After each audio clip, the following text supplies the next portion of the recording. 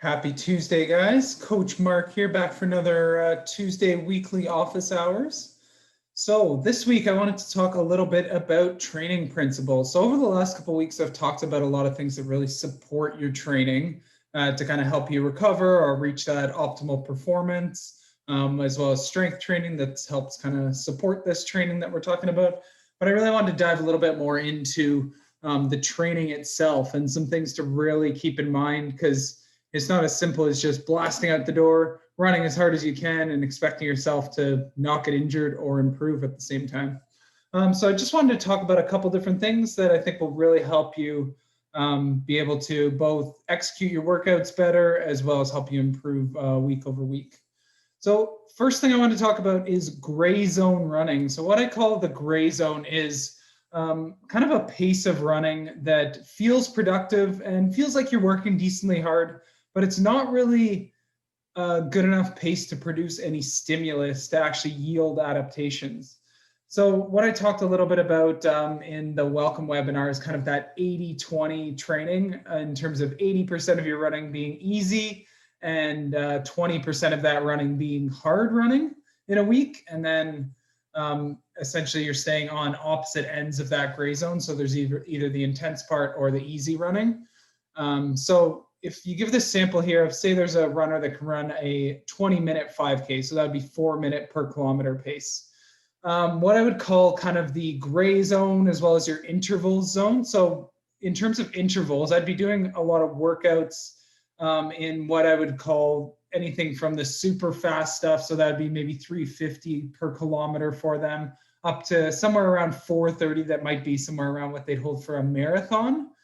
And then if we were talking about easy running, they would be running on those easy days kind of 5-minute plus per kilometer. So what I would call the gray zone for a 20-minute 5K runner would be something in that 430 to 5 minutes, where if you're going out and running a bunch of 440s per kilometer, it feels like it's decently hard and maybe you're slightly breathing hard a little bit. But when you finish, all it's really done is taxed your body and hasn't really you haven't really gone hard enough to actually see any improvements towards the races that you're working towards, whether that be anything from a 3K, a mile race, to a marathon. You're not really working at or above any of those race paces, so you're not really going to see any gains across that time. And then a lot of your easy running where you don't want it to be taxing, so you can hit those speed workouts, is where you're running those 5-minute plus per km.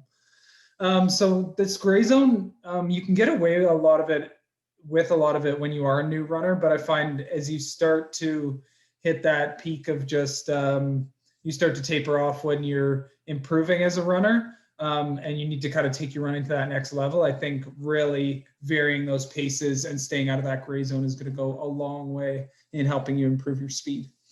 Next point here is consistency. I know a lot of people love to get defined by one workout that they did. If they had a terrible workout that one day, they think that their training's just totally gone awry and they need to totally rewrite the book.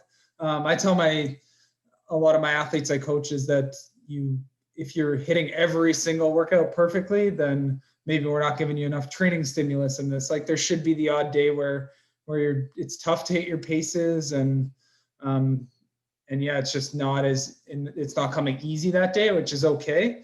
But it's really that consistency over a number of weeks that really defines your fitness when it comes down to it. So don't get down on yourself if you have one workout that doesn't go super well. Don't let that define you. Stick with the plan, keep working consistently week over week, and I think you'll see those results. A next piece I talk about is training versus races. So every time you head out the door, it shouldn't be a chance to run a personal best or to totally bury yourself. To get your best results, your best idea is, there's a reason why we have this training block here, is a training block is what yields the best results. You'll find some elite marathon runners only race twice a year or maybe 3 or 4 times a year. And they really have that extra reserve and max effort that is reserved purely for those races. Like I can't imagine going out every run and going max effort the same I do in races, because I have a totally different feeling when I go to those races. I'm super motivated and by the time I finish those, I am totally wiped. Where if you're doing a training block, you really shouldn't feel that way at the end of each run, which is why we have intervals in certain zones so that you're not just going out and going max effort the whole time. You're spending a certain amount of time at a productive area, call it that 350 to 430 per kilometer for that 20-minute 5K runner. And then the rest of your time is easy aerobic running, which would be in that 5-minute plus per kilometer range. So I really empower you to not think of going out every time and blasting it. Stick to the plan, do your intervals, and then once you taper and recover leading up to a race, I think you'll find you're really setting your ceiling up to be a lot higher. Next thing to think about in terms of your training is your weekly schedule. So personally, every Sunday, I take a look at my week, and I use an app called Training Peaks that I schedule all my athletes' workouts in there, but I also have myself on there as well. So what I do is I schedule those weeks in there, and it's nice that it adds it to my work calendar as well. So I have this time built in when I'm going to do this run, and I can also make sure that I'm setting these runs up to work around where I'm going to make sure I get these runs in. So I know for me, usually it's got to be the morning because that's where I feel the best, and there's nothing that's going to kind of derail my day and stop me from getting that run in. So really, yeah, setting up that daily schedule to make sure you're going to get that run in, and then also thinking about like where you can schedule this run to make sure that you are going to get enough recovery time. So really try and think of using that Sunday as a prep day for your week and really schedule those runs in to set yourself up for success so that you can once again hit those workouts consistently week over week, which really allows you to improve as an athlete. Next up, progressive overload. So in terms of intensity and mileage, so intensity, I'm talking about those intervals of intensity, and mileage, I'm talking about like total kilometers you'd run in a week. So typically the overload principle as you're going week to week is kind of the 10% rule is usually pretty safe. If you're going and adding 20% in terms of intensity or mileage a week or more, your chances are you're probably putting yourself at the risk of injury. So from an intensity perspective, say the 1 week we did 10 1-minute intervals, maybe the next week we're doing 12 1-minute intervals, something along those lines. That's 20%, so that wasn't a good example, but just like small increments week over week allow your body to adapt a lot more. And mileage, say you were running 20 kilometers a week before, maybe you're only jumping up to 22, 23 kilometers the next week and kind of adding that 10% a week. I think that's definitely a good rule to keep in mind to build mileage and intensity safely. You can build intensity and mileage at 10% rule together. But yeah, just be careful as you're building both of them at the same time because it can be very taxing.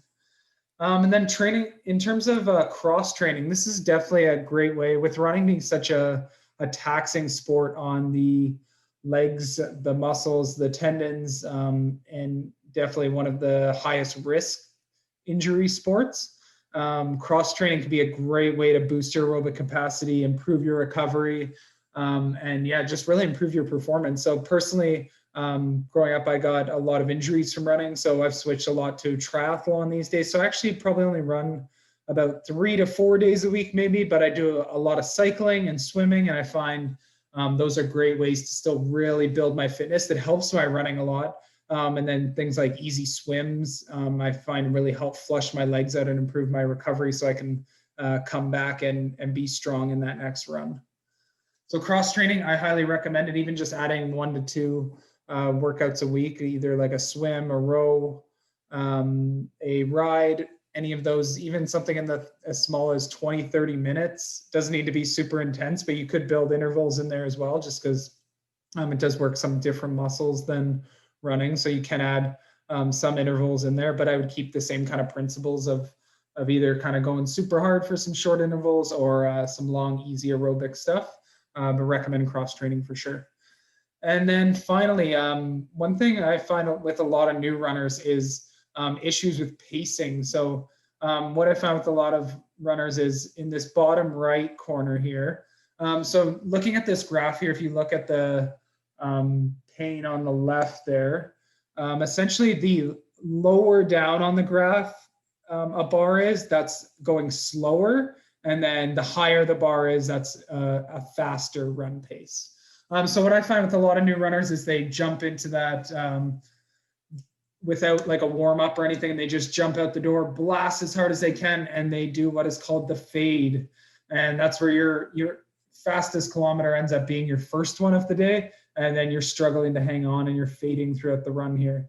I can assure you, any fast race or world record that you've seen is not run in this fade type of scenario here. So I empower you to, it takes a little bit of learning, and you really got to be honest with your fitness level and your pacing.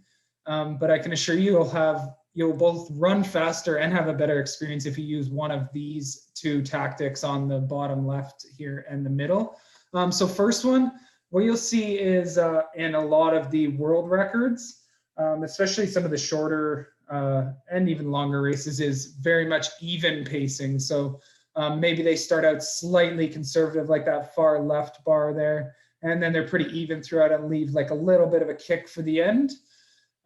So that would be even pacing. And then the second one in the middle here is what is known as a negative split. I can tell you some of my best races and best confidence builders have been these negative splits where you go out slightly conservative. So maybe so for this run here, if you look on the left, it was like 4-minute pace average.